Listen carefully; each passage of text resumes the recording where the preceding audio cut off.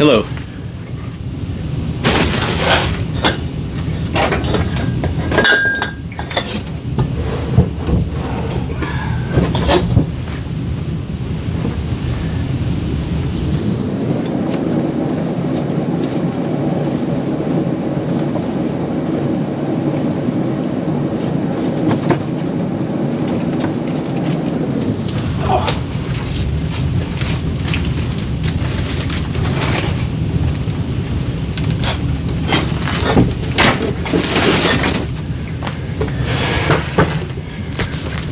All right, just had to do some digging around there because I'm doing a contest entry.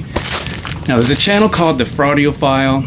The host's name is Eric, and I heard about the contest and the channel from Tony P, Two from the Trunk.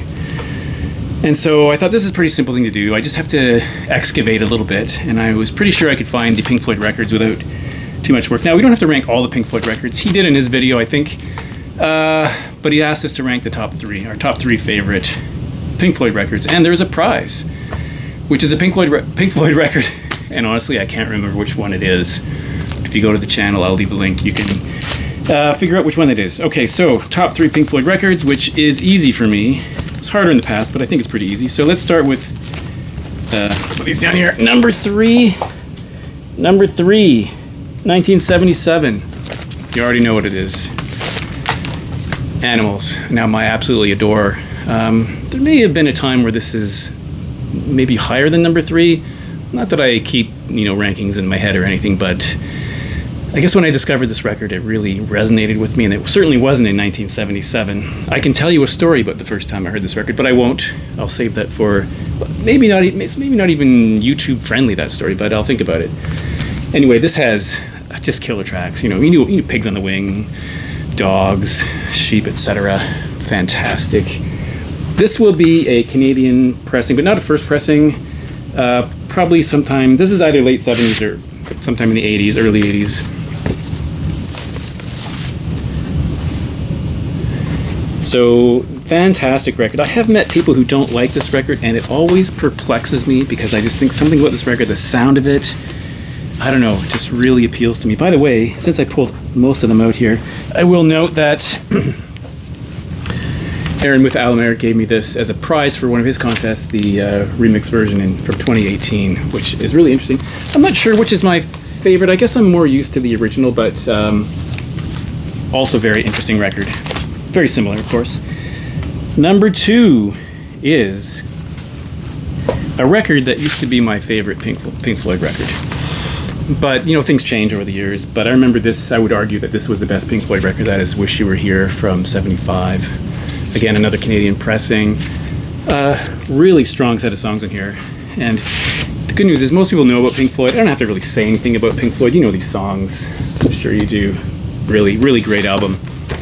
The very nice label on here. Upside down. I always show my labels upside down, it seems. So that is fantastic. Put this back in the sleeve here.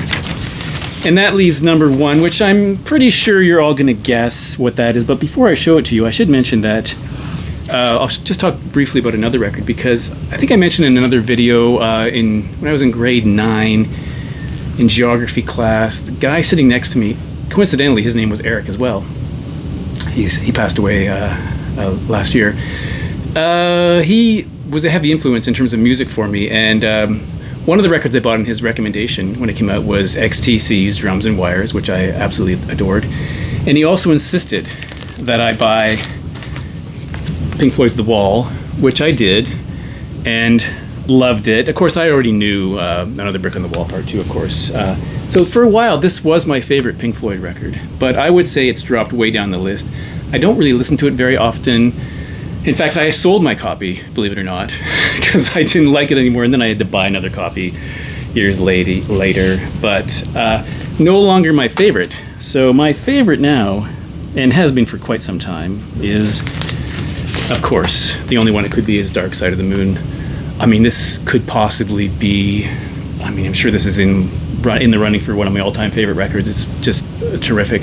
Before I bought this record, which would have been probably 84, 85, in that range. I had never heard the whole album in one sequence. Of course, I knew Money and Us and Them, of course. The funny thing is that I've said this before. I don't think Money really fits on this record. I do like the song Money, but I think it's a weird inclusion on this record. I kind of wish they had chosen something else. But this is a terrific record. This is from start to finish really engaging, really fantastic. Love the cover design. So this is probably a pressing from the early 80s, Canadian pressing, that label.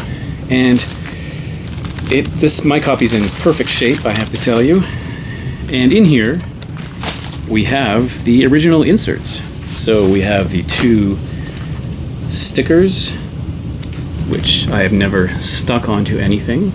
Unlike my original copy of Kiss's the originals, which had a sticker in there, and I used it. And I used the sticker in a project which is done. And then these 2 posters. I don't think I need to fold them out. You all know what these look like, but they never know what to do with posters and records. Whether you want to frame them because they have the crease on them.